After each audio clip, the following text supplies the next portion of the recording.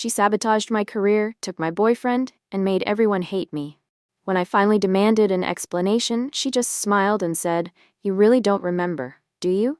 I never thought my best friend would betray me. But here I am, sitting in my apartment, jobless, single, and utterly alone, trying to make sense of how everything in my life fell apart in just a few months. Sarah and I had been inseparable for 10 years. She wasn't just my best friend, she was my person, the one I trusted above everyone else. We met in high school, survived college together, and even moved into the same city after graduation to chase our careers. She was always there for me, and I was always there for her. At least that's what I thought. But now I can't even look at her without feeling sick. Because Sarah is the reason I lost everything. The first blow. My career, gone. I worked in corporate marketing, a high-pressure but exciting job that I was genuinely passionate about. I had spent 3 years proving myself, staying late, hitting deadlines, and finally, my hard work was about to pay off. I was in line for a huge promotion. My boss had even hinted at it during my last performance review. And then, out of nowhere, I was called into HR. "Emma, we need to discuss some serious concerns regarding company confidentiality." I had no idea what they were talking about. Apparently, someone had leaked internal documents, sensitive marketing strategies, to a competitor. And according to their investigation, the leak was traced back to my login credentials. I was stunned. I had never shared anything confidential, but the evidence was damning. Emails sent from my account, files accessed under my name. I swore I was innocent. But HR wasn't convinced. Within 2 weeks, I was fired. The worst part, the anonymous tip-off that led to the investigation? It came from Sarah. I couldn't believe it. She was my best friend. Why would she do this to me? The second blow. My boyfriend. Gone. I was still reeling from losing my job when Jake, my boyfriend of 2 years, suddenly asked to talk. "We need to have a serious conversation," he said one evening, looking guilty as hell. I assumed it was about work. Maybe he was worried about how stressed I'd been, but then he dropped the bomb. I'd been seeing someone else. I felt like the floor had been ripped out from under me. I asked, "Who?" He hesitated, but I already knew the answer before he even spoke. "Sarah." I laughed. Not because it was funny, but because my brain refused to process the words. This was Sarah we were talking about. The person who had comforted me after every heartbreak, who had helped me pick out the anniversary gifts for Jake. I wanted to believe it was a misunderstanding, but then Jake said something that made my blood run cold. "I love her." That was it. Sarah had taken my job. Now she had taken my boyfriend. What the hell was happening? The final blow. My friends, gone. At this point, I was shattered. But at least I still had my friends, right? Wrong. I reached out to our mutual friends expecting support, sympathy, anger on my behalf. But instead, they were distant. Some even avoided me entirely. And then I overheard something that broke me completely. I was at a small gathering, one I wasn't even sure I was welcome at anymore, when I caught a snippet of conversation between 2 friends I had known for years. Honestly, Emma was always kind of selfish. Maybe Sarah just got tired of it. Selfish? Me? I had always been the one making sacrifices, always putting others before myself. I had never done anything to deserve this. Had Sarah been poisoning them against me this whole time? I had no job, no boyfriend. Now even my friends were turning against me. I felt like I was losing my mind. The confrontation. We need to talk. For weeks, I tried to make sense of it all. I replayed every conversation, every moment with Sarah, trying to find the moment she decided to betray me. And then I couldn't take it anymore. I needed answers. I texted Sarah. "We need to talk, now." A minute later, she responded. "I was wondering when you'd finally reach out." My stomach twisted. What the hell was that supposed to mean? I was already on edge, but Sarah's text made my skin crawl. "I was wondering when you'd finally reach out." What the hell was that supposed to mean? This wasn't guilt. This wasn't regret. There was something off about her tone, something that made my stomach turn. I didn't want to do this over text. I needed to see her face when she explained why she destroyed my life. So I called her. She picked up after 2 rings. Casually. Like this was any normal conversation. Like she hadn't just set my world on fire. "Hey," she said, her voice calm. I gritted my teeth. "Sarah, we need to talk, in person." She was quiet for a second, then, "All right, come over." I barely remembered the drive to her apartment. My thoughts were spinning so fast they blurred together. The moment she opened the door, I almost lost it. She looked fine, not guilty, not ashamed, just completely at peace with herself. I pushed past her into the apartment. "I need you to tell me the truth," I snapped. She sighed and shut the door behind her. "Emma, I don't know what you want me to say." I laughed, a bitter, humorless sound. "Are you serious? You got me fired. You stole my boyfriend. You turned our friends against me. And you have the audacity to act like you don't know what I'm talking about?" She didn't flinch, just folded her arms and looked at me like I was the crazy one. Then she said something that made my blood run cold. "You really don't remember, do you?" I blinked. "Remember what?" Sarah tilted her head slightly, like she was studying me, as if trying to decide whether I was lying or genuinely clueless. Then she smiled, a sad, knowing smile. "I used to think you were just selfish," she said quietly, "but now I'm starting to realize maybe you actually have no idea what you've done." The audacity of her words nearly sent me over the edge. "I have no idea what I've done? Are you kidding me? You're the one who—" She cut me off. "Tell me, Emma, do you even remember how you and Jake got together?" I frowned. "What does that have to do with anything?" Sarah just stared at me, waiting. And then something in the back of my mind twitched, a tiny, nagging feeling. Because the truth was, I hadn't thought about it in years. I remembered liking Jake. I remembered how we got close. I remembered him choosing me. But the details, the actual events, for some reason, my mind had blurred them out. Sarah saw the flicker of hesitation in my face and let out a hollow laugh. "Wow, you really don't remember." "Sarah, just tell me what you're talking about." My voice wasn't as steady as before. She exhaled slowly, and then she said 4 words that changed everything. "Jake was mine first." My stomach dropped. "No," I said automatically, "that's not true." "It is," she said. "You just don't remember because you never cared enough to." I shook my head. "No, he liked me, he pursued me, you never dated." She let out a bitter laugh. "We did, for a year, and then you came along." My heart started to pound. I felt like I was suddenly on unstable ground, as if my entire understanding of my past was starting to crumble beneath me. "No," I whispered. "That's not, Sarah, you never told me that." She scoffed. "Are you kidding? I begged you. I told you how much I loved him, and you just smiled and said, 'You can't control love, Sarah.'" Something cold ran down my spine, because that sounded like something I would say. I tried to push back. "But he left you for me, that wasn't my fault." Her eyes darkened. "He didn't leave me, Emma, you just took him, and he let you because you were the easier option." The words hit me like a slap. I wanted to scream, to deny everything, but a memory was surfacing now. A memory I hadn't even realized I had buried. Sarah, crying, me, telling her it wasn't my fault that Jake had moved on. Her looking at me with this expression of pure heartbreak. And then, me, brushing it off, because I had been so happy with Jake, so sure that we were meant to be, that I had decided her feelings didn't matter. "Oh my God," I whispered. Sarah smiled, but there was no joy in it. "There it is, the realization." "You still could have told me," I whispered. "You didn't have to do all this." Her eyes flashed with something sharp. "I did tell you, you just didn't listen." I opened my mouth, but no words came out, because I knew she was right. I had ignored her pain back then. I had told myself that if Jake wanted me, then it wasn't my fault. But that wasn't true. I had known, maybe not consciously, maybe not in a way I wanted to admit, but deep down, I had known I was hurting her. And I had done it anyway.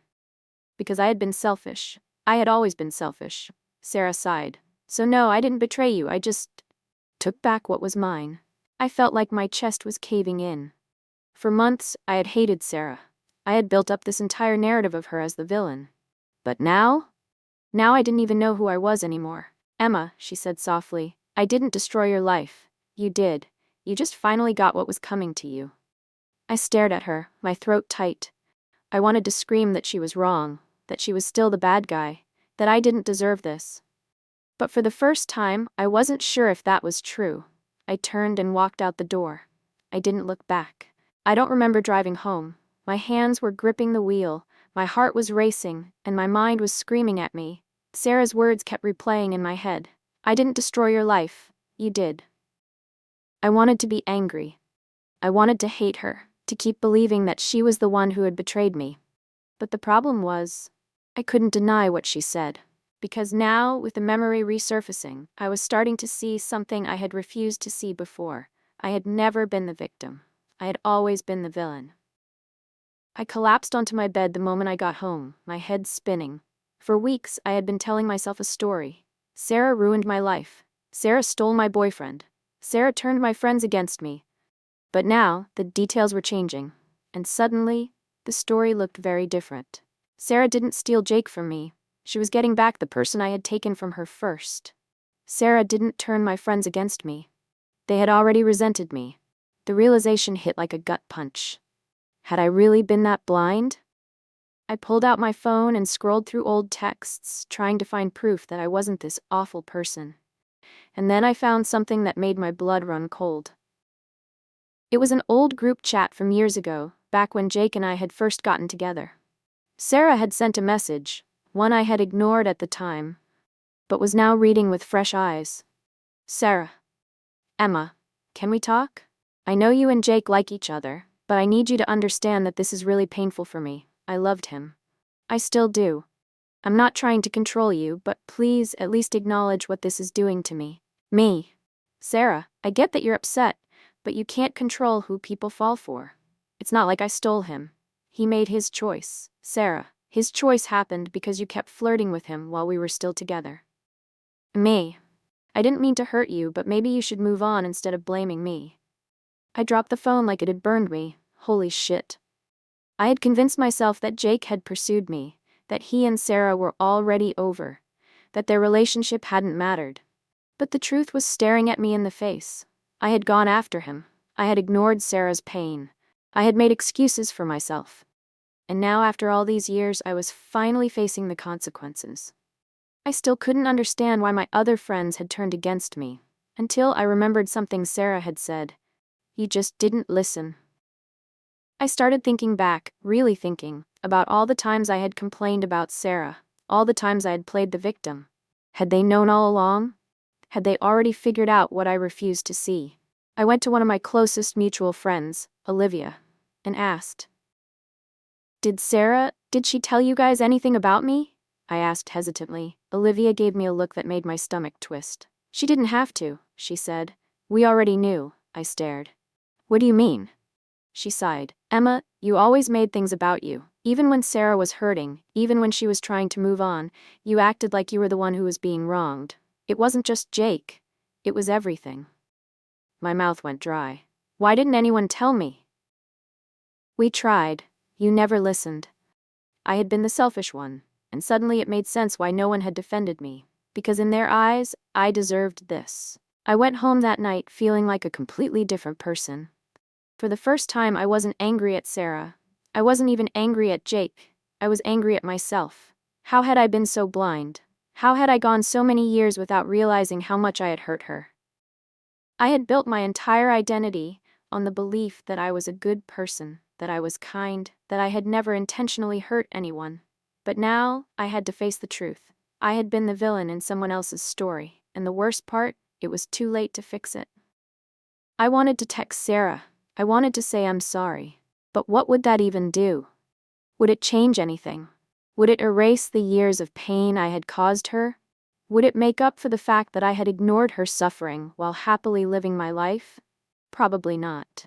So instead, I sat in the dark, staring at my phone, wondering if I even deserved forgiveness, and for the first time in my life, I wasn't sure if I did. I wish I could say that after realizing everything, I felt a sense of clarity, that once I finally accepted my role in all of this, I knew exactly what to do. But the truth was that I didn't know how to live with it. I had spent weeks believing that Sarah was the villain, that she had gone out of her way to destroy me out of jealousy or spite. I had raged against her, played the victim, and convinced myself that I had done nothing to deserve this. But now that I knew the truth, I was left with only one question. What the hell am I supposed to do now? For days I debated reaching out to Sarah. I wrote out texts, deleted them, picked up the phone, put it down. What could I even say? I'm sorry. 2 words that felt so insignificant compared to what I had done. But eventually I convinced myself that I had to try. So I sent the message. Me, Sarah, I know I don't deserve your time, but I just need to say this. You were right about everything, and I'm sorry for everything. For Jake. For not listening. For how I treated you. You didn't deserve any of it. I stared at my screen, heart pounding, waiting for the dots to appear. They never did. Sarah had blocked my number. I shouldn't have been surprised. I deserved it. But somehow, seeing it still hit like a punch to the gut. She was really, truly done with me. And the worst part, I couldn't even blame her. After that, I stopped trying to fix things and just let the reality of my situation sink in. I had no job, no boyfriend, no best friend, and aside from Olivia, I barely had any friends left. I had built so much of my life around Sarah, and now that she was gone, I didn't know who I was anymore. For weeks, I just existed in this weird, numb state. I replayed old memories over and over, thinking about all the moments I should have done things differently. I should have listened when Sarah told me she wasn't over Jake. I should have cared about her feelings more than my own happiness.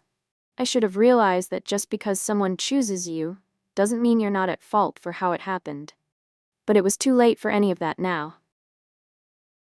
One night, Olivia came over and found me sitting in the dark, scrolling through old pictures of Sarah and me. She sighed and sat down next to me. "You've got to stop torturing yourself, Emma." I let out a weak laugh. I think I deserve to be tortured a little. She didn't argue, just said, "So what are you gonna do now?" I didn't have an answer.